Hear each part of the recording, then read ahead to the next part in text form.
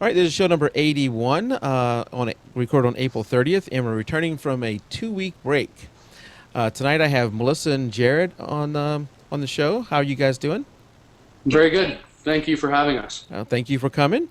And we have Scott Green returning. Scott, how are you? All right. How about it? You How know, you guys doing? one of the things I do when I have somebody on is I'll ask who, if I could have somebody come back on, if I could have a guest come on that you would make sure you'd come and watch, who would that be? And when I asked that to Scott, he said Melissa and Jared. So I said, awesome. I'll try and get Melissa and Jared on the show, and if you want to, Scott, you can come co-host that night. And thankfully, Melissa and Jared agreed to come on, and we have Scott here to help me with the discussion. And Tim will be on in a little bit. He is doing something else. I think he's with his son at a sporting event or something. So he'll be here within the next 20 minutes, I think. So like I said, we took a 2-week break. I had some actual work to do. You know, the thing that pays the bills. I had to do some traveling, but now we're back in the swing of things. And tonight we have husband and wife team Melissa and Jared, who are. How would you describe yourself? I don't want to put you in a box and say wedding photographer because you do so much more. Well, it is wedding and engagements. We focus mainly on weddings. We do family shoot or something extracurricular to us once in a while, but we find that weddings and engagements take up all of our time. We have a young family, so we focus there and we enjoy it the most, I would say. So I guess that was correct. We are wedding photographers. So Okay. we're not like Scott. We can't do it all like that guy. Maybe not yet. Someday. And you guys, I should have been recording in the pre-show because you guys were having a great discussion during then, and hopefully we can remember all that as we go through the show. But why don't you tell us a little bit about how you got in? How did a husband and wife? I mean, did y'all start off both being in photography and both wanting to do weddings? I mean, how did that come about? We never thought we'd be photographers ever. I have formal training as a teacher and Jared as a contractor. And when Jonas was first born, I was that mom with the camera who thought she was awesome. And I did some family and babies for a couple years, and in 2009 we got asked to do our first wedding. And my mom came and helped me with my first one, and it didn't go so well because she likes to talk. So the second one I asked Jared if he could come along, and it went really well. So 2009 we did about 5 weddings, and then in 2010 we had 25 weddings and did about 70 family sessions. So that's kind of how we got into it and started. But Yeah, I really didn't have much use for the wedding idea. I wanted to have my wife around on the weekends, so when she asked me to help her out, I had to really consider my behavior. It's not that I would act out enough to ruin anybody's wedding, that's for sure, but it was just how well we would get along. And as it turns out, I really liked it. I thought it was a really neat thing to do. I knew nothing about photography. You know, I wish I was that guy that said I've been into photography my whole life and I just absolutely love it and live it, but that's not true. You know, we got into it 5 years ago, and it's just, you know, we've got the bug, and it just keeps getting better for us. We really enjoy it. So would you say you went into it with the thought of how can I convince her to stop doing this? not really. I'm sure the thoughts crossed my mind later in our career. But you know, it just seems like we just started wrapping up one great experience after another, and the thought of stopping now is kind of makes you sick. Like we want to keep going and do better and more each year. Okay. So. And Scott, you know, I sometimes will talk too much, so you jump in anytime you feel like you want to jump in, or else you may just sit there to the end. Well, I guess I always like to know, and I don't think in our first initial contact, and a little background on how I officially met these guys was when I started following Melissa Rae Photography. I actually thought Melissa Rae was one person. And where does Melissa Rae, the name, come from? Yeah, great That's question. my name and my middle name. Okay. That's kind of the name came about when I was just doing family and newborn photography, and then by then our name had been established in the area, and it was kind of too late to change it. So. Yeah, it was impossible to get my name in on the company name. So Melissa Rae it was after that, and ongoing. So I think it has a nice ring to it. So we'll just leave it alone. But I remember when it's almost like I remember the message, I guess almost yesterday. But it's like I was like, man, their work is great. It's a look that I really haven't seen. It's something because I was kind of finding my Scott Green photography self at that point, and I've looked at tons of wedding photographers, tons of seniors, and y'all's look just kind of really stuck. And I was like, all right, I keep coming back to it. And I guess maybe it was the vivid colors, the use of the off-camera flash, the wide angles that you typically don't see in portraiture that you guys were just banging out and nailing. So, and I remember I think it was on your, I might have looked up Melissa's Facebook page first, because I'll go to like the main photography page, and then I'll try to figure out who the admin is or who the real photographer is. But I think I messaged one of you guys and asking a couple questions, being that probably photography geek, and then you guys sent back like this long response. It was really helpful, and I think from then we just kind of started being intercontinental pen pals. Yeah, I don't know. Maybe one day we'll take a drive down. We love driving. It just seems like it's the time we get in our lives where we can actually talk to each other. Our house is so crazy that we can never have a good conversation except when we're driving. So we'll come down one day. Go check out the South. We would love to. We went down to LA last year, and that was quite a drive, but it was a lot of fun as well. I gotta imagine it'd be a bigger drive to here. Yeah, I'm thinking maybe flying. Flying would be better. You can rent a car and do driving there. So, okay. yeah. Now, what kind of gear do you guys use? Are you Canon, Nikon? We shoot Canon. It's not that we really thought about it much. It was just the first camera that Melissa bought. We were telling Mike that we were sitting on the front steps of the camera store just wondering if we could part with that kind of money for a camera. It was really funny when Melissa said she wanted to get into photography. I had money out on other things and other tools, and I just said, well, can't you buy a cheap one and just pretend that it works as clean and as swift as all those big cameras you see everybody using? And then she was quick to fill me in on how that wasn't really going to work. So, and I guess our first camera was a Canon, so we just kept on using Canon. So, right. I don't know. And just lots and lots of speed lights.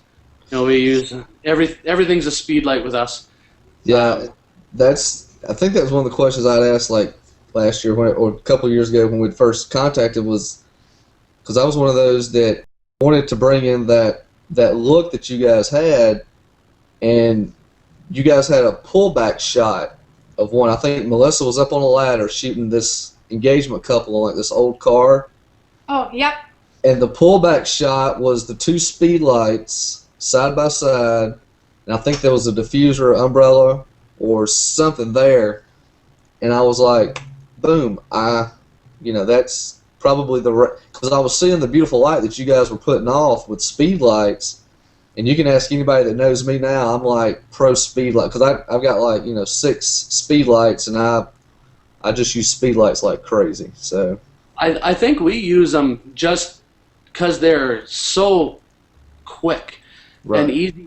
You can put them away fast at a wedding and set them up quick. I brought something to show you because I figured you might be watching, or I actually had a hunch that you might be on the show. So I made this bracket. I have a whole bunch of them. If you can see it, Yeah, that's awesome. it's all decked out with Manfrotto quick releases, and I bought this piece of angle iron, and we have all kinds of apparatuses like this for every use. And when we need to set up, we just snap that sucker in there so fast, and then we're off to the races, right? Wow. So we've got a couple 4-bangers, and then one with 2, and every tripod, every little backlight stand, everything has these quick releases on them, because we found at a wedding, even when we were doing family pictures, we wanted to use light. So in order to do that, we needed to be set up in a couple of minutes. So we just grabbed a bag full of speed lights and started making these things, and off we went from there. But just before the show, I ran out to the van, and Melissa's like, "What are you doing?" I said, I've got something to show Scott if he asks." So that's kind of interesting. Well, you guys should market that stuff. I mean, you can come in, because the only things we've seen down this way as far as speed light goes is it's the 2. Like, I've got one with 2, and it was homemade, and it's not near as nice as that. The quick release, it's pretty snazzy. Well, I did one year with a thumb screw, just a 1/4 thumb screw to go underneath the radio popper bracket. That's the triggers that we use, and it was too slow, just turning all day long. Right. And I needed to get smarter than that, so I went down to the local camera store, and they recommended this setup. So I bought 20 of them, I think, and outfitted ourselves for speed. Everything in the name of speed. Well, after the show, I might get you to take a close-up picture of that so I can try to imitate it down this way. Because I love the Manfrotto quick release. That's a great idea. And you just leave those on the bottom, right, of the flash sheet? Yeah, they're put onto the angle iron, and there's a big rubber washer underneath the release plate. So when I tighten the thumb screw from underneath, it tightens on that rubber and it won't spin. I'll send you a pic, just so we don't have to bore people with this for too long. Actually, so people out in chat, we stream to 2 places, Justin TV and live stream, and apparently Justin TV has gone down. I don't know what's going on there, but the live stream thing is up just fine. So I've moved, while y'all were talking, I've moved everybody over to the live stream. And can you show us that thing again? Because I think some people missed it. Okay. And just do a just quickly describe it again. Just back up here. It's a piece of 2-inch aluminum angle iron. Aluminum because I needed it to be lightweight. And I'll just roll it around and show you the quick release plates. And that little 5th square thing in the middle is actually a coupling nut that's steel epoxied to the aluminum. And on the back, that's I don't remember what that is, but it's just some sort of universal knuckle that Manfrotto makes that attaches to all our light stands and so on. Oh yeah, I have that. Yeah. If you can see underneath, there's the thumb screws that shoot through to the releases. Okay. It's slicker than heck to gang so many speed lights together so fast. Because I think we have 10 580s that when we need to beat the sun and get all that color out of the sky, we just set some speed lights up. It's incredible. But you know, it's tough because you consider how many dollars you have sitting on here. And if that blows over, what you're willing to risk versus a big mono head with the same power, it's frightening. And we had one fall over last year on a rock beach, and we lost some. But when you have a crash like that, you realize how many you need when you happen to have a wedding that weekend like we did. So we bought a whole bunch more just to be sure. And can you show the flash going on there too? Show that again. Sure. This is a Canon 580 EX2, and the trigger, it has a Radio Popper PX Okay. system. But what they have in order to be TTL compatible, if you choose to set it like that, is it has a mounting bracket, and on the bottom of the mounting bracket is the plate that is going to snap into the quick release. And as I bring it up here, it just clicks in, pull the safety over, and you're laughing. Nice. But when you have 4 on there, it does get heavy. Yeah. So you have to do some arm curls before the season starts so you can hold this sucker up. Sometimes I think that's why Melissa has me along, is just so I can hold things and she can make the magic happen.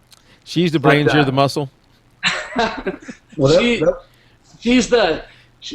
I generally do the off-camera flash and the nuts and bolts, but Melissa is the element that I don't have personally, and that's adding all the soft elements of what I can't see or feel. She is moving people and posing people and understanding how people interact, and that's what she brings that I don't have, and what I have she doesn't have. So that's kind of why we're a good team. well, I think that's what works well with especially husband-wife teams, is because I know when I shoot weddings, I try to hire a female when available, just because I'm so technically minded just to get the shot, and I'm not noticing really the crumpling of the train or hair might be in the wrong place. I don't see that, and all of a sudden, you know, I'll have my side shooter or my female help's like, hold up, you know, go fix, and, you know, fluff, and I'm like, sorry, I'm just over here banging away trying to, you know, speed along. But I think that's why a good husband-wife team, I think that's why you guys work so well together, just because of that yin and yang process. Absolutely. I don't know, I can't, I'm a lot like you, but I think at the same time, Scott, that's why my person is so attracted to your work, because it has a masculine feel that I like. Like, you know, of course it's soft and of course it's beautiful, it's a wedding, but it just, what you're seeing and what you're shooting, the richness of what Scott Green does, I think is such a knockout. It's like I look at Melissa, or when we're looking at your stuff and I turn to Melissa, I'm like, it's like a glass of fine wine sitting on an oak mantle. Like, it's so strong and rich. That's what I like about your stuff. And so one of these days, we'll hook up and shoot together. That'd be fun. Definitely. All right. And you know, we haven't mentioned our. I don't know if we have. You guys are in Canada. Yes. So, you know, and we were talking before the show started that you guys have had like 6 months of snow, or maybe even said longer than that. So, you know, weather is obviously a concern to y'all. But as I was looking through the photos and picking up some of the photos, it looks like you guys take advantage of that. I mean, some of my favorite photos were actually in the snow. And, you know, and you were embracing the weather. You have to deal with the weather, and you guys have done a great job with it. You know, like the image we're showing right now, some of the images we're showing now, here you got the bridesmaids in their bridesmaids dresses. They're not like in parkas. And No. they're standing in the snow. The bridesmaids are always tougher than the groomsmen. They never complain. That is a great point, because when I was looking through this, I didn't see any of the guys standing in snow. And they got jackets, you know, they got jackets and everything on. It seems like the guys, yeah. And boots. And the girls have heels and a cardigan and no mitts. And yeah, the girls are always the troopers. Do you have to speed the shoot along? I mean, are they like in a parka right up until you shoot, and then rip that off and you take the shot? Yeah, what we have them do when we consult before the wedding, I always consult the brides 2 weeks before the wedding, and I just remind them to bring warm boots, warm mitts, warm coats. They don't have to be pretty, and then a dress coat as well if they have that. And then what we do is when we walk in, they have their warm coats, then we just kind of put them on the camera bag and do 10-minute increments or whatever. And most weddings, they have a limo, so it's nice they can go warm up and then they're all toasty and warm and then can come back out for, another 10-15 minutes, that sort of thing. Yeah, because ears get red and noses start running within 5 minutes. I think on average in the winter, I would say we shoot in probably 15 below, 15 degrees below zero, like Celsius. Wow. We were really lucky though this winter. It was a cold winter, but the days we had our weddings, it was -10, -8, no wind. So you could stay outside for 20-25 minutes at a time and they wouldn't be getting cold or red noses or ears. So we were very lucky. If I had, if we were downstairs on our computers, we shot in Lake Louise last year, and it was cold.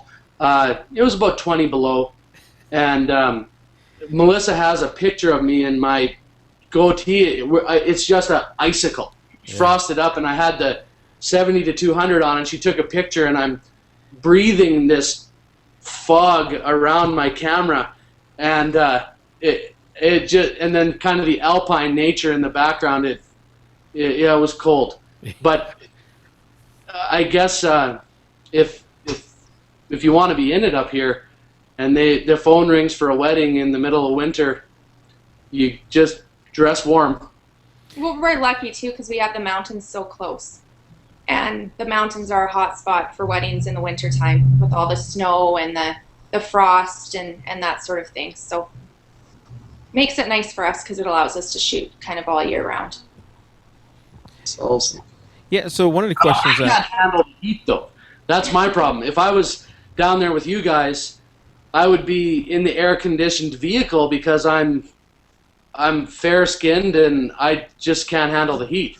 I think so because you can always put on more clothing. You can only take off so much. It's true, especially at a wedding. At a wedding, you got to leave some on still. Right. So, shooting out here in 98, 101 degree weather, and it's just, it's rough sometimes. I guess you've got your fair share of weather concerns as well. Oh, yeah. So now, I guess obviously your gear holds up pretty well in those kind of temperatures. Have you ever had any malfunctions as far as gear goes, just because it's too cold? One time the little selector wheel to find a focus point, that one on I couldn't even tell you what it is. That one, it wouldn't work. It was froze. But when we are shooting between the ceremony and the reception, like we were talking, we have 3 hours. Once your camera is cold, it has to stay cold, and it has to warm up slow. So when you need to jump into the reception right away, you need a whole nother set of cameras because you got to leave it in the bag and let it climatize for a couple hours. Because, you bring it inside and pick it up to your eye and it's fogged right over. And it's not good for your gear either. Yeah, so, it's almost it's the same way up or down here. We're inside, shooting in a nice air-conditioned church or house.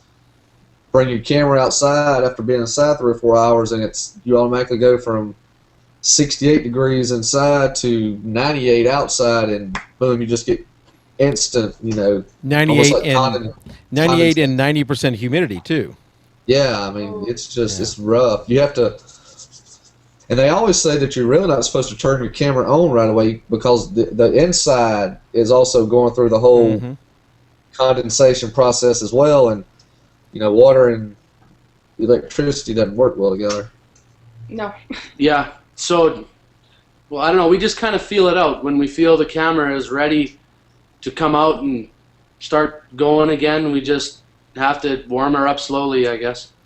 So there was a question out in chat that a long time ago, I've missed it as I was dealing with the whole web page thing there. And if it somehow has come back now, so that's not an issue. But the question is, as I'm looking through the photos, these are very creative. I know, Jared, you said you didn't grow up a photographer, but you guys definitely have the eye for it.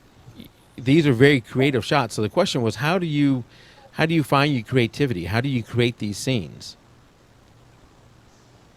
Do you want to go first? Do you want me to go first? Go ahead. It depends on the couple. Kind of feel them out, see what they're comfortable doing, that sort of thing. But I pull inspiration from my kids. I know that sounds funny because kids and weddings are so different, but seeing how they move in certain areas. When we go location scouting before the wedding, we bring our 3 boys along.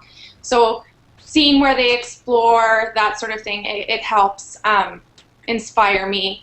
And like Jared said, we do a lot of driving, so just looking at different scenery and that sort of thing. But for me, with posing couples and that sort of thing, is just kind of finding out how they're comfortable with one another and how they move and interact, and then we kind of go from there with posing.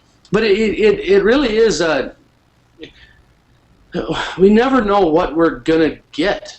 We start the day, you never know what kind of sky rolls in, or you never know what kind of attitude the whole day is holding, but we always find that when we have a bag full of lights, we can go pull that sky down, or bring in any kind of attitude, any kind of mood that you want. And a lot of the pictures I see flashing in the background, I don't really have an answer for, except you're shooting on somebody's farm, and Melissa is working away, and I'm standing there, trying to bring another shot in, and you see the old tree that's coming over, and a kind of a Monet sky in the background, and I scratch my head for a bit and go to the bag, bring out some lights, and think of how I'm going to build this shot. And Melissa will walk up with them and say, "What do you got for me? You were looking at this tree." And then all of a sudden they're underneath it, and you're working on this hauntingly beautiful tree shot. I don't know, I can't really explain it. They just kind of happen. Well, and two, we include engagement sessions with all our wedding collections, and we find at the engagement session we really get to know the couples. You're not on a time restraint, so you have time to stop and chat, joke around with them a bit, kind of teach them how to move, how to place hands so that they look natural. And then we find on the wedding day, they just bring their A game. They remember how to move, and they're more confident, right? So they're more daring, they're more willing to go outside the box.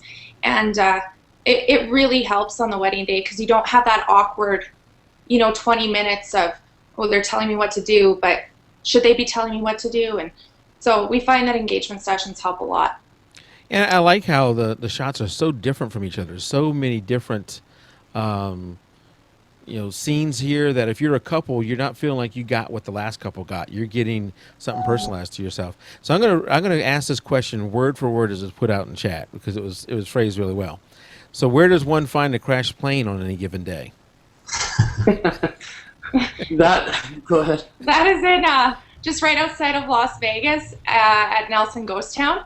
We did a wedding up here in September on a farm, and they were going on a mini honeymoon in Las Vegas. And they really wanted to trash the dress, because when they got back, she wanted to start the baby making thing. So they asked us to come down with us, and we wanted to provide, a couple different looks for their session. And so I was doing some research on spots, ghost towns and stuff down in Nevada, and this one came up and it was really close to Vegas. So we headed out there for a bit, and then that's where we found the plane and the beautiful blue sky, and it was hot. It was really hot for us Canadians. It was 38 degrees Celsius, so it was, I guess, well over 100 degrees Fahrenheit. Is that right? There's only one Celsius to Fahrenheit calculation I can do, and that's 0 Celsius equals 32 degrees Fahrenheit. Outside of that, I'm going to need some kind of calculator. I'm not going to embarrass myself with math here. It was never my strong suit. But we had every light in the bag pulling that atmosphere and that sky and the plane and shot them out there.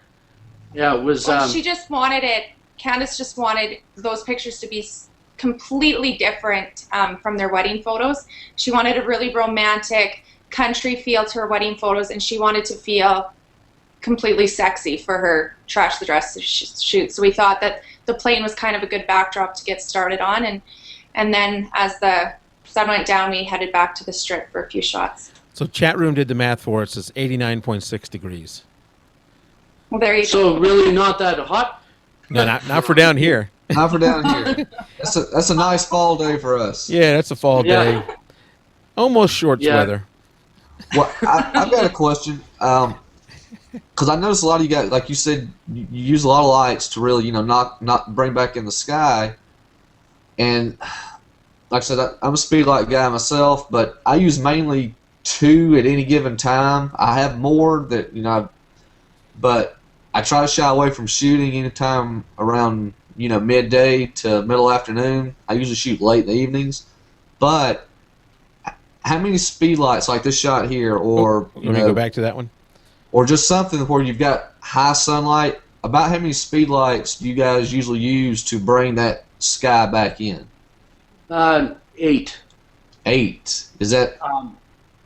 And I think I don't experiment with it a lot, but a lot of times on wedding days, and we have them all in ETTL, just so when we are working on a wedding and getting a handle on our exposure, it can happen within a couple of frames. And I'm sure, Scott, that if you shoot in manual at that time of the day, you're probably achieving that as quick. But I think when TTL, and I don't know this for certain, this is just what I know inside our own setup, is I think that it starts to share the amount of light that's actually there. And you may not need that many, but that's how many it's choosing to share on the subject. Somebody that knows a lot about TTL and a lot about speedlights are probably listening to me saying that's wrong, and it may be, but I just know from using TTL and mixing and matching it with manual strobes, we know just how many to pull out of the bag and how many we need to beat the sun. And if it's an exact science, I know I can't really answer it, but we know how to work our own stuff. Does that make sense? Yeah, perfect sense. Because I just know, I have tried to overpower the sun, but, I'm obviously not going to get it done with my 2 or even 4. And I just like this shot here, it's just like, that's amazing. So they can't see the shots we're talking about now because I'm actually selecting ones. But this is one where it looks like the bride and groom are standing in water, and there's a mountain scene behind them. Yeah. And you can clearly see them, but also the sky is perfectly exposed. Our biggest challenge, like, we're relentless perfectionists with off-camera flash, and I was telling Mike before, I really wasn't. Melissa was always just head over heels for photography in any way, whether you're using natural light or whatever, but I really didn't get into it until we started using off-camera flash, because when you experiment with it and you can create your own light, and you can get F11 and F14 in the middle of the day, and that sky becomes blue and larger than life. And I was trained as a carpenter, and it was a lot like building a house. I could see how things were, that light was shaping around and what I was trying to create, and I was fascinated by it. I thought it was just the answer. And as we get deeper into it, the lighting setups just get more complicated, and the pursuit of perfection on these shots, just nothing is good enough anymore. Like, I think our biggest thing is to watch how much spill hits the ground, and to achieve that perfect blend of artificial light into your exposure. So when people look at our work or try and break it down, it's a head scratcher. Like, are they using light, or how many, or what's going on? But the biggest question is, how much are you guys doing in Photoshop? And the honest to God answer is just a few little adjustments in Camera Raw, because I'm computer illiterate for the most part. Melissa does all of that and has done the majority of the learning from that angle. You know, I don't know a lot about it, but we can pull all that color with lights and the good glass that we use right in camera.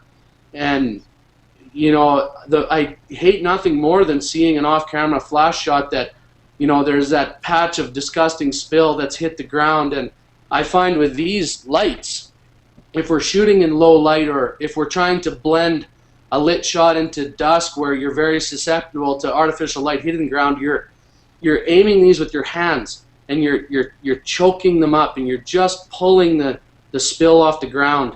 And you know, I don't know how many different types of modifiers we use, whether it's shoot through umbrellas or reflectives or whatever. It's all in that pursuit of creating that image where no one really knows what's going on. We also use a lot of reflected light too when we're shooting tight, just so we can get that real shallow depth of field and still have, you know, the sparkle in the eyes or the glow on the skin without using our speed lights.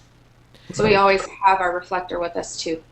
I mean, looking at this one that we described before, where they're standing in the water and there's a mountain range behind them and the clouds. I mean, I think y'all did a great job there. You don't see the flash is not overt at all. How many shots would it take to dial that in? How long does it take you to dial that in to get that, what looks to me like a perfect exposure? Well, actually, in that shot, is that the one the guy's got the purple shirt on? Yes. Yeah. I photoshopped my toe out of that picture. Because I was laying on my back in the water, and they were out in the lake, and we had 4 speed lights shooting into a reflective umbrella, and it was just kind of boomed in to frame. And then we had another guy dropped in behind with a bare bulb light, or just sort of off to the other side. And I think in that there was maybe 15 shots or so, because they were freezing, I was freezing, they were sinking into the lake. It was really muddy. So we got what we needed and got out of there. Wow. How cold was it on this day? Roughly. That was May long weekend. It was probably 10-12 degrees. So it wasn't very warm.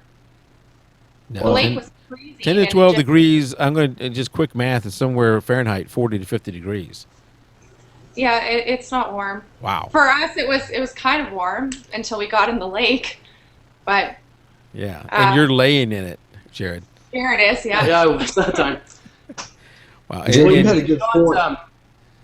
Go ahead, Scott. Sorry. Well, I was just like, you had a great point earlier when you was talking about Photoshop work, because I get asked that a lot too about some of the off-camera flash I use, and you were right. Like, when you use off-camera flash, once you get the exposure right, there's hardly any post-production needs to be done on it at all. It's pretty much, besides maybe some minor sharpening or whatever tweaks personally you want to do, everything comes out of camera almost ready to go.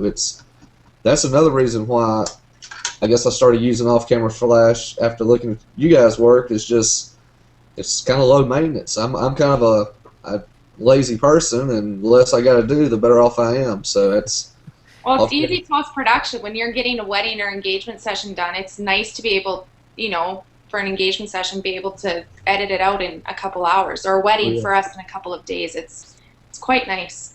Right. Yeah, I got a photo now pulled up, and we talked about this in the pre-show. This is the couple that is on a Ferris wheel or something. Oh, yeah. And they are going around the Ferris wheel. They're on, I guess it's a Ferris wheel. It looks like they're on swing sets in the air, which must mean one of you is in a swing in front of them. Jared is. I'm afraid of heights, so I sent him up. Yeah, I'm afraid of heights, and I don't like things that spin, so that wouldn't have worked out good for me at all. I think that's the dizziest yet most concentrated I'd ever been. I went up, and that thing spins probably 100 feet in the air, and I got in the seat in front of them, and the sun was setting in the west, or kind of 7 o'clock at night, and it was tricky because I had a 35 mil prime on, and when they would come around, they'd be black, and then they would come around to the sun, and I would just bang, bang, bang, bang. You'd shoot, and then you're spinning around and you're trying to think of all this, and then they'd come around again to the sun, and you're just giving her and come around, and didn't even realize how high I was. But the funny thing is, when the ride was going up, I didn't know it went up. I thought it just stayed kind of down around, and then all of a sudden I'm way up in the air, and I see Melissa going. I'm like, what are you talking about? She's telling me to put the strap around my neck because I had the camera strap just around my hand. And I tell you, if that wasn't around my neck, we would have lost her, because that ride was really pulling, and I'm having to kind of against the centrifugal force to turn around and get the shot. But in the end, I think out of maybe 30 frames, there was 12 or so that were in focus, and luckily the one there was the money shot sitting in there. So it was interesting. And so whose idea was that? Was that the couple's idea, or I mean, who what made you think of even doing this shot? Going back to the creative thought. It was the couple's idea. When we met her at the consult, she goes, I'm not a really big fan of photos, and neither is my fiance. She's like, but I know we need to get them. So she's like, I want to be unconventional and just do things that not very many other people would do. So her and Jeff spent their whole lives going to this carnival every summer. So they thought it'd be, a good opportunity for them to have fun and kind of have some pictures taken along the way. So it was a lot of fun. It was a lot of fun. No, that's a great idea. Now, earlier you were talking about how you blend in the lights, so it looks like you can't even tell whether you use the lights or not, right? But in some of them, you make the lights part of the scene. Yeah. Yes. And I got one of them up now where it's a couple in look like football jerseys, and there's two lights behind them. And there's a few more that are like this where the lights become part of the scene, and I just love that. That's awesome. Well, he was a big football fan, NFL football fan, and he didn't want to do pictures really either. But he said, I'll do them, but I want to bring my football jersey, and I want a football field and a storm sky. And we're like, okay. Yeah, we'll bring that along. Sure, Yeah. no problem. Up the sky. So actually, in that shot, the stadium lights, like compared to the stadiums you guys have down in the States, this would be a joke. But the stadium lights weren't on, so I put a couple speed lights up on a couple of light stands, and I raised them up 12 feet, and right in front of the stadium lights, so it would give the impression that they were on. Then Melissa held a shoot-through umbrella to light the couple in front, triggered it all at the same time, and then I actually did that time take the light stands out in Photoshop and rebuilt the picture so that it appeared that they were stadium lights. Okay. So it only took 12 hours to take them out. That's all. But I would do it for him. He's the best guy ever. So we did the shot, and I really loved it, and it was worth the challenge of getting those light stands out of there. Oh, were you not joking when you said 12 hours? No, I'm kidding. It took about 3 hours. Wow, that's still a lot of work. Yeah. So where did you put the storm clouds at? How did you bring those along with you? They just came rolling in. So we were very lucky. We were lucky. And then as soon as we got that shot, it just started pouring. So we packed everything up and ran to the van. But awesome. Yeah. Well, I keep seeing this. I guess is it Jenny. Yeah, Mike, yeah. If you go ahead she and ask that question. okay, and I think this is what we were talking about earlier. She asked, how long do you take with the couple after the wedding to get all these shots? People really complain if they're not at the reception right away. Um, with Jenny, they do things a little different up there than we do here. We was just discussing that before the show. These guys are lucky enough to have the ceremony, say 12, 1 o'clock, then they get the bride and groom for 2, 3 hours, and then they get to go to the reception where everybody else is then going to meet. So it's a little different than here, and if you guys want to go into that a little bit more and explain it, but yeah, that's how they get these great locations. It's awesome. Yeah, we are lucky. I didn't realize until tonight how lucky we are to have 3 hours in between to go to the locations that we do, and the ones that they'd been driving by their whole lives, and seeing other people having their photos done there, and say, you know what, on our wedding day we're going to make time to go have our pictures done there. And when you have 3 hours to work with someone, you've got time to do off-camera flash, you've got time to do some cool bridal party stuff, and right down to kicking the bridal party out for a while, like go sit in the limo or go play footbag or whatever, and we'll do some intimate shots, and you've got a lot of time, and it truly does reflect the whole wedding, you know, your set of images. You know, the more time you have, the better it's going to be. Absolutely. And Scott, just so we can show the difference, what is it? How do we do it down here? Well, if we're lucky, we'll get a first look, and usually, like this wedding I just shot, started shooting around 1 o'clock. I shot the groomman and his groomsmen first. They're solos, they're formal pictures. We hurried them away, went straight up, shot a few 15, 20 minutes of the bride, finishing touches, getting ready, the dress shot, shoes, accessories, getting into the dress, all that, 15, 20 minutes. We get her dress downstairs, shooting her formals, her girls' formals, and kind of the group shots, usually about a 15, 30-minute window there. Then we set up for the first look, have that. Then we got 30 minutes to shoot with the bride and groom just by themselves, what I call the money shots. And then we go right into family, and then big group, 30-minute break, ceremony, boom, reception. If you don't have a first look, it's almost the same setup, except you take out the first look, have the ceremony, try to bang through the formals of the wedding party and the family as quick as you can and still be somewhat creative. Then once you get that, you release them. You're looking at maybe a 30-minute window. I try to push 40 to 45. It depends on how anal the wedding coordinator is to get them to the reception, but usually it's about a 30-minute window, and luckily shooting with 2 photographers, we're just kind of running and gunning, setting up, and then boom, we go to the reception, and then I can actually take a breath. So, Man, that sounds hectic. That sounds tiring. Yes.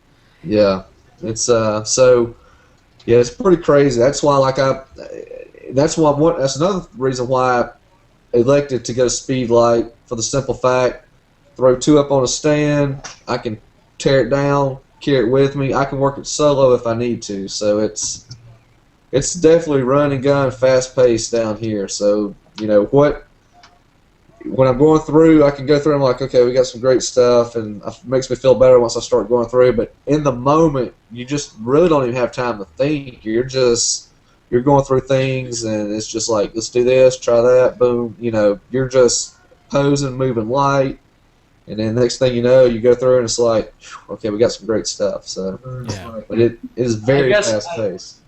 I guess we traded you straight up for your senior market that you have down there, that is non-existent in Canada. Non-existent yet. It just, you know, I've heard from some guys that they've tried to take it off for years, to do the senior portrait thing like they have down in the States, but it just doesn't catch on. I wish it would. You guys just need a model, and once they see what you can do for seniors, then bam, you're the senior photographers for Canada. There you go. Maybe one day. And Yeah, I Tim, think, so we have Tim Kimberly just joined us. Tim, thank you for coming in. No problem. Sorry to be so late. That's all right. Scott, you had something to follow up? Yeah, well, I think that's why their work really drew my attention years ago when I was looking around, just at different wedding photographers and even photographers in general, is because, one, they had the off-camera light, which you knew something was there different, and they blended it so well you just couldn't tell really what. And then also, it's almost like, that old saying, you have to know the rules before you can break them. Mm-hmm. And I took photography in school, and they always tell you never shoot wide portraits, never shoot down low, never really shoot up, And I think that's why you guys' work really stood out to me, and obviously I've kind of adopted it in mine because it's just, you shoot wide and you can put a portrait and make a portrait look good with off-camera flash and a real wide-angle shot, and if you get the right level, it's not, you don't really distort the person, and I don't know, I think that's just what makes you guys really stand out to me more than any wedding photographers I've seen. So I don't know, we appreciate that, Scott. We really like the wide style, and Melissa came up with that, or came home one day. She was shooting a family session with a couple of little girls. I remember spinning in a field, and at that time she had a Canon 50D, and she had a 10 to 22 Sigma wide-angle lens, which is decently wide for a crop sensor, and shot the girls out of the field and all these clouds, and that was, I wasn't super into it at the time, into photography, but that picture, I was just like, wow, that looks good. I like that one now. Like, good job. I guess when I was starting to get more interest in weddings and whatnot, I had a friend from Edmonton, and he was an RCMP officer turned photographer, and he always said to me, get low, get low, get low. Like, don't be boring, don't be boring. And so I'd do a shoot, and he'd look, and he'd be like, well, that's really boring, get low. Or he was very honest. But anyways, that's kind of where that came from, just a different perspective. And so kind of have to give a shout out to Chris for that. But yeah, he just really challenged us. I really wanted to learn how to use off-camera light, like just how to trigger it or how to harness the power of it, period. And we had a mentor guy that we had done a course with in Calgary come through to our house to look at a few things, and he's like, you're shooting here at eye level, let's make sure that never happens again. He says, so, he's like, even if you get your camera up or down 6 inches or whatever, just don't do that again, please. So just things along the way that you don't forget, and little things that you screwed up on that, improve on, or bad spilled light, or just bad off-camera flash, period. I remember we went to Mexico a couple years ago and shot a wedding, and I just looked at it and I was just like, man, something's just wrong here. So I phoned up the old pro in town, and I said, what's going on? He's like, your shadow transitions are too short. Bring a modifier in, open it up, and every time you guys shoot, at the end of every session, do some off-camera light. Like, work on it for 20 minutes or whatever. And we would get wrapped up, we would get our content enough to call the session done, and then we would experiment a bit until it just started becoming, I can't be without lights. And Melissa, I had to laugh at her once. She says, today we're not using any lights, Jared. No lights. And I'm like, fine, whatever, just what are you planning on doing? I'm just not. I'm just not using any lights. So she shoots for 2 minutes. Go to the van and get some lights. So we did, and things progressed from there, and I guess it was that point in time where you know, I don't know. It all just came together and became a lot of fun for Melissa and I, and just kind of learning as we go. And I don't know. Well, I think it's I think it's your style too. I mean, it's because I'm kind of stuck in the same. I ain't gonna say it's a rut, but it's like I'm like you. I can't really get anything out of the bag without grabbing my flash and stand too. And like this wedding I shot this past weekend, my side shooter ragged me a little bit because I didn't use any off-camera flash. One, it was really bright the whole day, but I didn't use it, and a part of me feels like I don't know, I just You weren't trying hard enough. Huh?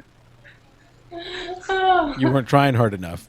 I don't know. I was just like, but yeah, Well, it's just a mentor guy, friend of mine.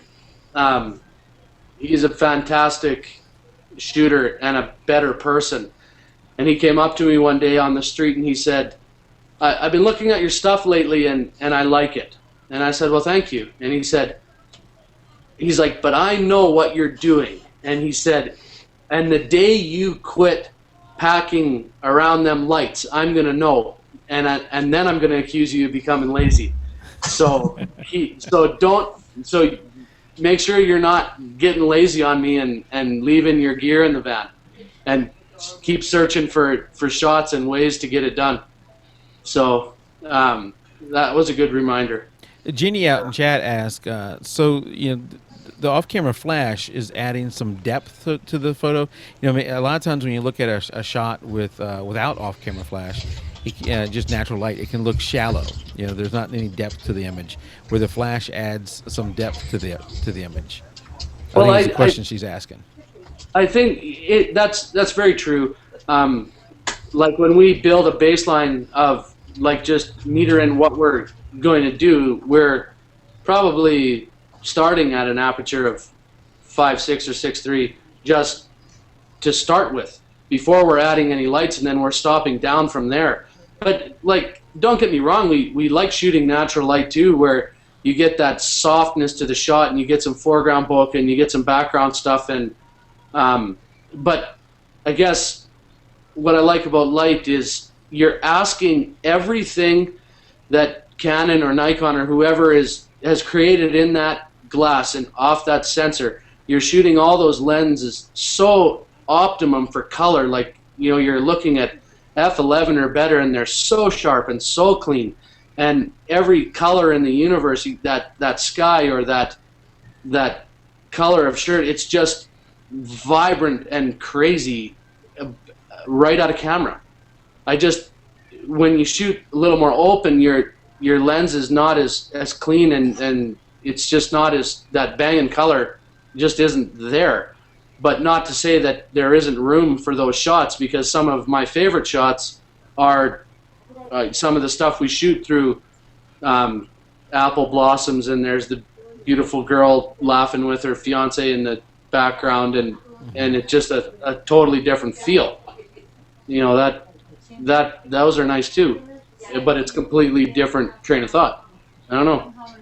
So I had one image up here, and I just went off of it. Let me go back. I think I found one, and you're probably going to tell me I'm wrong, where you didn't use flash maybe. And this is a bride, she's in a dress, and she's laying on a tree.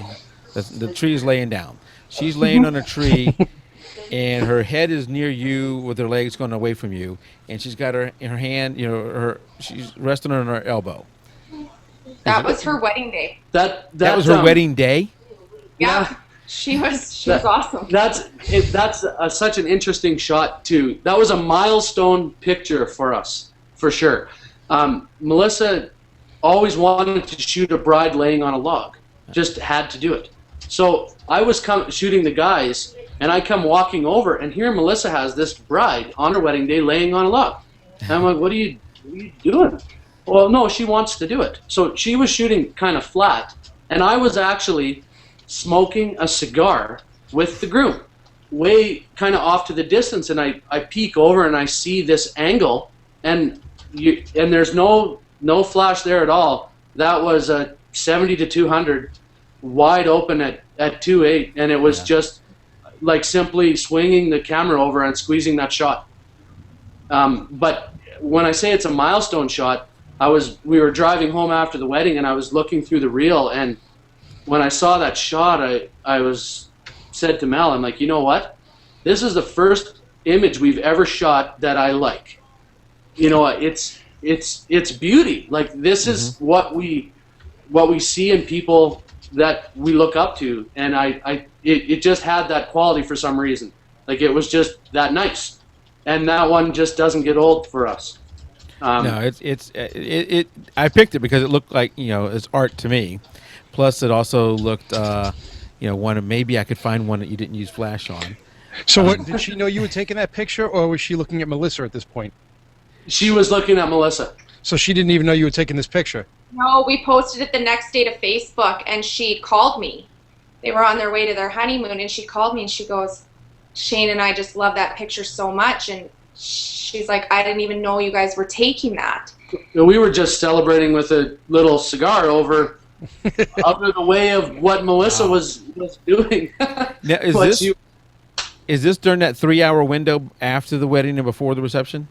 That's right. Okay. Yeah. So they had about 2 hours with their family bridal party and themselves, but it was all central. It was at their lake house, so it was all in the same spot. And her dress didn't get dirty? No. Well, that night she spilt wine on it, so didn't matter at that point. Well, I guess Tim, if the wedding's over and you just got the reception, if you got the dress a little dirty, it's not quite as big of a deal. Yeah, that's awesome. Pretty easy going. Our brides are actually really, really good. They're a little more hesitant to, if they do the first look first, but they're always willing to do whatever kind of for the shot. So we're lucky. They ask out in chat if you shoot in vivid color, but I imagine you guys are shooting in RAW, right? Yeah. Yes. Yeah. When you shoot in RAW, there is no vivid color or anything like that. You can do all that in post, but that vivid color setting, I don't think impacts RAW. It's only for JPEG. Yeah, it's tough because you can manipulate a photo so easily, and we try to get it so colorful in camera. It's just teetering on the edge of not real, but to us it's got to be real. Like, we want to represent what we really see in the images, but or what we see when we're shooting, but because you can go over the top so easily, and that would just be awful. So we keep her dialed down. We just lost Scott. Oh. See, it's a good thing I came in. It is. I'm gonna send him another invite so he can come back in. He might be having internet connection problems. I have the shot up now where the couple is standing in, maybe it's a water fountain, and there's there's water droplets all around them. Obviously, they're in the middle of it, and they're not getting wet. It doesn't look like it, but there's water droplets all around them. They're in focus, but I think I have another shot in that same place. No, that's a different couple. So I don't know who that is. Then, can you tell me a little bit about that one? Do you know which one I'm talking about? That's Judy and Gavin. We went to LA after we were in Las Vegas this past September, and photographed them down there. And it's honestly the tiniest little fountain that's in a hotel, an outside hotel lobby, and it's just a little semicircle, with some lights going down. So what they shoot there all the time because they live there, and they do fantastic work. But they so are they in the fountain? They're standing in the middle, but they're not getting wet because, like I said, the fountain's a semicircle, and it's just like a cascading kind of waterfall. So you shoot through the one side. Oh, okay, I got it. You're in the middle, and then you've got it in the background too, with a bunch of light. And we saw that they had shot there before, and we are just like, oh man, we gotta go to LA and shoot. It's amazing. And when they reached out to us with an email once, we have to come to Canada and shoot those fields and barns and skies. So when we went down to visit them, they showed us this place, and we all had our camera gear on us at the time. And I was like, let's shoot it. Let's set it up. and we did. We set up some lights and kind of we did some posing for them, and they did some for us, and we shot this little waterfall. You know, it was a lot of fun. It was a lot of fun. It seems like it's better than any workshop you could ever go to, is to go down and visit people that you admire their work, and you just kindred spirits, just having fun shooting and lighting stuff. It was so fun. Oh, that is a great point, to hang out with another photographer you admire and you just learn from the other person. Well, what they had some stuff that they showed us that it was just like the aha moment, and vice versa. We would tell them some different things about how we do some stuff or have in the past, and different kind of gear that we were sharing and working with, and between everybody we got out there and made some shots, and we plan on doing it again one day, I'm sure. So what I was going to go with that question was, I thought maybe they were standing in a fountain or whatever. Is do you guys ever go in a place where you're wondering, am I okay to be here? Do I have permission to be here? Is it ever a case of, rather than ask for permission, let me ask for forgiveness? We try not to. In the city, we actually jumped in a water fountain once in Edmonton. The couple, you might have taken the shot down there right in a fountain, and they've got some backlight on them, and they jumped in, we set up the shot, and they got kicked out right away. The security came over and kicked them out. But it was sort of an interesting thing, like just kind of like the movies. The old security guard comes up to me, and he felt bad, and he said, "Listen, I'm off in 10 minutes.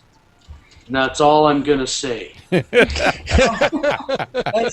As soon as he left, we jumped back in the fountain, got our shots, and took off out of there. But poor little girl, like Carla, is such a sweetheart, and big brown eyes, and she's kind of standing there upset, or shocked or whatever, because she really wanted to do it. And I think he sensed that, and he was a kind enough man that he cut us a break. And I had that photo up now. She's in a red shirt. That's right. Yeah, and he's in a plaid shirt. Yeah. So that worked out okay. Yeah, so I don't know if Scott's run into that. I guess I'm more afraid. I don't know what they're not going to like throw you in photo jail or something. But I'm always I'm a kind of a person that I don't like to be. I guess I don't like to be seen when I'm taking shots. So I am never pushed the envelope there. So I probably would. Oh, sorry. No, go ahead. We're really lucky up here. Our eyes were opened a bit when we went to Las Vegas and Los Angeles. Like, we live in a rural community, so we know farmers. We go up to their house, knock on the door. If it's not their land, they're going to tell us whose land it is. It's pretty easy. Or when we location scout, and you're in the city, can I shoot here? It's either a yes or no. You might have to pay a small fee, which usually the couple covers, that sort of thing. But man, in Los Angeles with Judy and Gavin, they know every security guard. They know the rules if you can shoot there. They know if you can have off-camera flash on a tripod, handheld. And they just carry gift certificates with them. They've made friends with the security guards, so sometimes the security guard will be like, okay, you have 20 minutes, and they'll give them a gift certificate and a gift card or a gift card, and that's but it's we had no idea about, like, the Las Vegas Strip was pretty tricky with the security. That snuck up on us, so it was a little bit ninja style and got what we needed to, but it was a good thing we went out to the desert first, or that would have been really disappointing, because the Strip, as soon as they knew we were shooting, they were on us. Man, and then you move to the next hotel, and they're on you, and the next one. And finally, I asked the security guard, like, who owns this hotel? And they said, well, MGM owns this whole side. They own the Aria, the Cosmopolitan, the Bellagio. They own right to Caesar's Palace. So their security was on us on the whole side of the Strip. So we had to go for dinner, come back, got a few shots, cracked off, and tried to stay out of jail, and just went that way. So I don't know. I guess we learned our lesson. I think things have gone a little overboard on where they won't let you photograph. But Scott, I know you've been having a little bit of internet connections. Do you want to you want to ask any other questions while you are here? I guess the only thing one thing I want to ask is, how do you guys stay sharp or on top of your game? Like, what do you do for, I don't know, any type of classes you guys go to, or do you like follow different I mean, like, what do you do to because I'm always just looking for more knowledge or a different way to do the same thing, hoping I can kind of change and tweak and. Yeah, it's hard not to. It's hard. You get into a mental rut where your brain won't let you do anything different. And Melissa, all of a sudden, she'll be like, "We're doing a creative shoot this weekend." Oh, really? What are we doing? Oh, well, we're shooting in a waterfall. Oh, well, I don't really want to do that. Well, it's all lined up. So, are you coming or are you staying home? So. We end up going and doing something that's completely, that you might not even do very well at the first time or whatever, and just to add an element of challenge, whether it's glacier water or mist or can't hear each other because the waterfall is so loud, and just do something different. And it's always Melissa that is always striving for that. Like, I need to do something creative. We're flying to LA and we're gonna go see Judy and Gavin for the weekend because I'm just in a rut and I need to go down to the States and shoot some awesome stuff. And for me, it usually takes just a change of scenery, right? Just to wake up your brain. Yeah. But one of my friends, a year or so ago, I just was like, Shauna, I need to go to a workshop. I need to be inspired. And so Shauna was doing some research, and she's like, well, most of the ones going on right now, they're more geared to, natural light, which is fine. She's like, find people who are like-minded and go shoot with them, go visit with them, pick their brains, share ideas. And so when we went and did that with Judy and Gavin, it was so inspiring. We spent 12 hours with them just Friday, and it was really inspiring. So we're hoping that once a year we're able to just go and visit somebody who we find inspiring, who we have a connection with, and shoot with them and kind of learn a thing or two while we're at it. No, because you pay good money for workshops. Why not fly down and have a shootout or have somebody up and go show them the mountains and go shoot some spots. So I think you learn so much. That's what it was like in trade school too. When I was in carpentry school, you learned more talking at lunch with people than you did from the instructor. That's actually a good point you just had. I mean, you pay for a great workshop, you're going to pay, upwards of $500, and that could be a plane ticket round trip somewhere. So yeah, that's a good way to look at it. I like that. Well, you're on our list of people who we want to go see someday. So awesome. Well, I'm not too far away from Scott, so if you come down here, I want to hook up too. Absolutely. And we are past the hour. That went by fast. So as we start to wrap up, if we've missed any of your questions out in chat, go ahead and ask them now. But if not, I'll go ahead and start to wrap up as we go through that. We thank you guys for coming out. It's been great talking with you. Again, I got to talk to y'all during the pre-show, and it was during the pre-show interview we did a couple weeks ago. Had a great time talking to you guys. Really enjoyed visiting with y'all tonight and watching the photos again. Going through the photos. I told them during the pre-show it's gonna be hard for me to only pick a few because there's so many of theirs that are good. And even the ones that I'm showing here in the stream, I have to compress them because they're not at full resolution. We'll have the links to your website and all that where people can go and see them in their full quality. Did somebody just pull up their website? Yeah, that would have been me. Yes, there's some music. I had to get all the links for the notes. There's music playing there too. Apparently, my mic's a lot closer to my ear than I thought it was. That's all right, Tim. So we'll have the links in the show notes and all that stuff. And What else? Oh, the show itself will be available within a few days on iTunes, Stitcher Radio, our website. I did get we have moved. Just you guys don't care about this, but I'll tell Tim.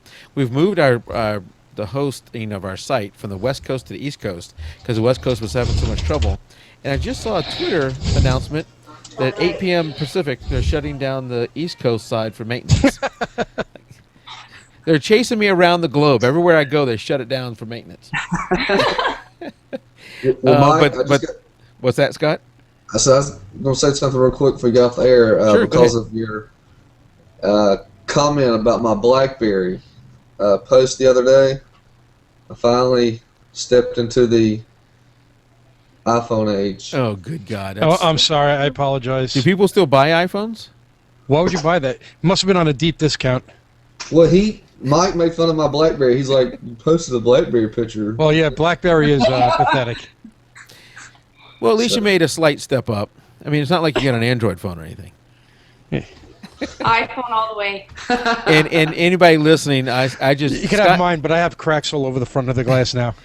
Anybody listening, I pick on Scott and Kathleen. When Kathleen was here, I'm sorry you guys didn't get to meet Kathleen. She's she's probably left the show for a good long time now. She's pregnant and going to be having a third child, and the whole family issue or deal, or raising a family. But we like to pick back and forth on her shooting Canon. Scott shoots Nikon, so I can't pick on him for that because I shoot Nikon too. But it's all in fun. You can do great work with either a PC or a Mac, or a Nikon or a Canon, or even a Sony. I hear Tim. Yeah, that's a pretty good camera. I'm pretty happy with my Sony. Tim shoots Sony. We have a Sony RX100 little point and shoot, really high end point and shoot camera, and It's amazing. it is fantastic. That thing, it's unbelievable. I'm afraid of what they're going to come up with next. Like the stuff is going to start shooting itself soon. I'm sure of it. And that's what we need. We need competition. As much as I tease Scott about Apple and everything, if one of the two wins, if there's no Microsoft or no Apple or no Android or no iPhone or no Sony, Canon, Nikon, if you have one winner, there's no innovation. You need the competition between the two of them, or between the three of them, whatever. Just look what AMD did to Intel. Intel came back roaring and killed them.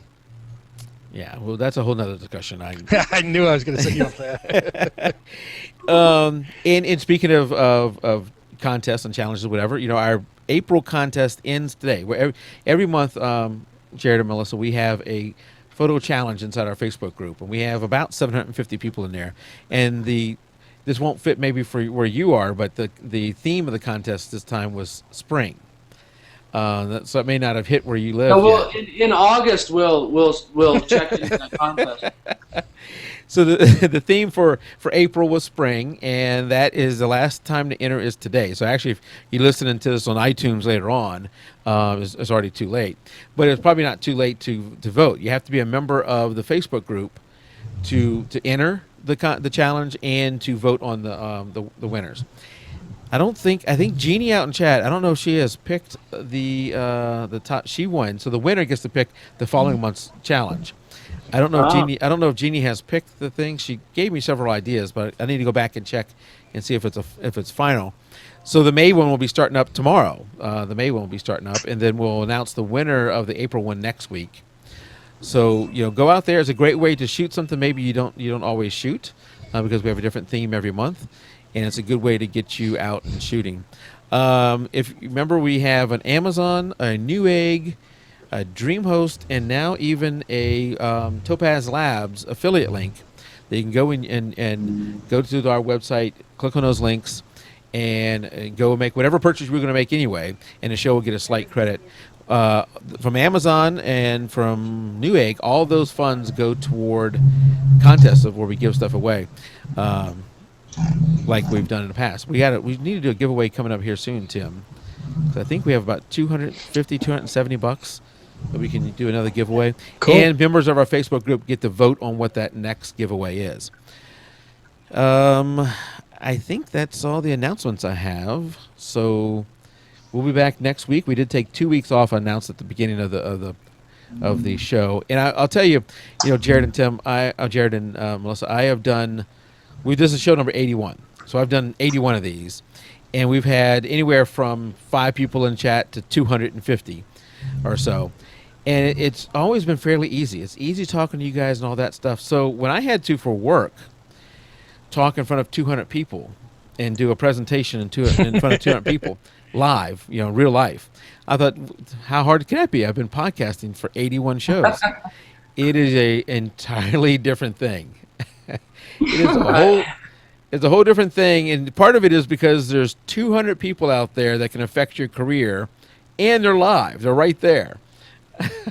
You can't say, hold on while I collect my thoughts. But that was a good experience. And that's part of what I was doing and why we haven't had a show for 2 weeks. I had every once in a while, I do have to travel for work. But we will be back next week and for the rest of May until the end of May when I'm going on a cruise.